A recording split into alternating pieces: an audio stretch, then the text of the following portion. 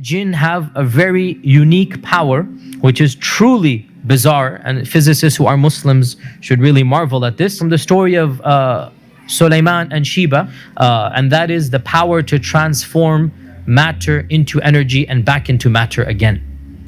And that's something that we are trying to figure out how to do.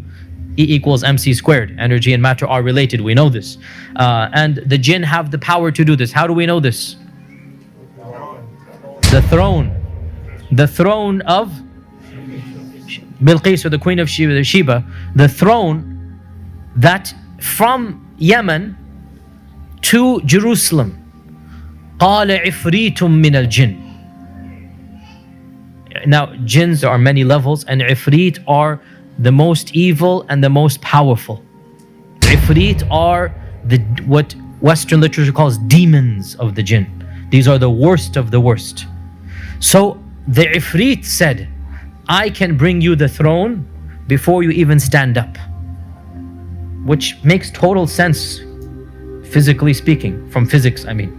If the jinn can go and come back at the speed of light, and this one jinn is so powerful. Now, again, this is my 2 cents. It is as if Allah is saying this is the max that any jinn can possibly do. Because Sulaiman had control over all the jinns.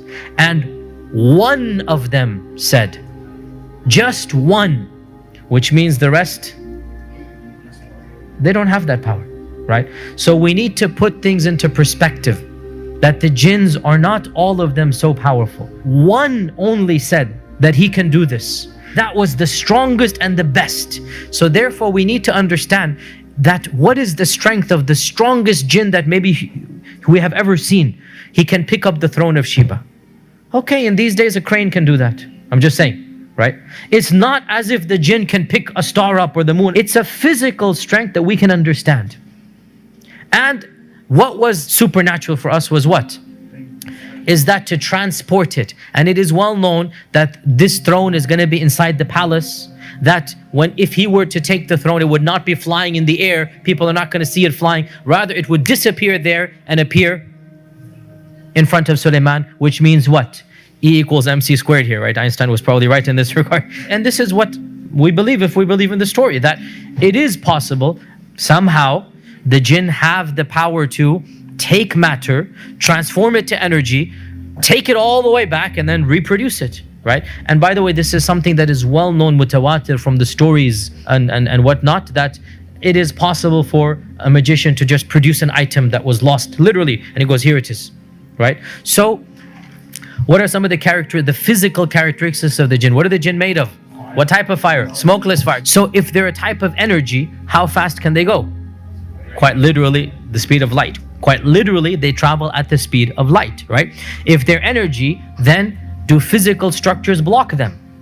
No. Just like my phone is working right now and we're inside the room, right? Just like radio waves, just like other waves are coming into this room, and the physical structure has nothing to do with them. They're made out of smokeless fire, so this makes them invisible to us, right? They have the capacity to transfer from one energy to another, so they can become physical, and they can be seen to us when they want to. So how do they do that? In our modern vernacular, they'll simply shift into the color spectrum of light waves. What is the only energy that we can see, I should say? It's a very small window, the colors of the spectrum, right? So the jinn have the capacity to just move their energy into that level, if you like, and they can then appear to us.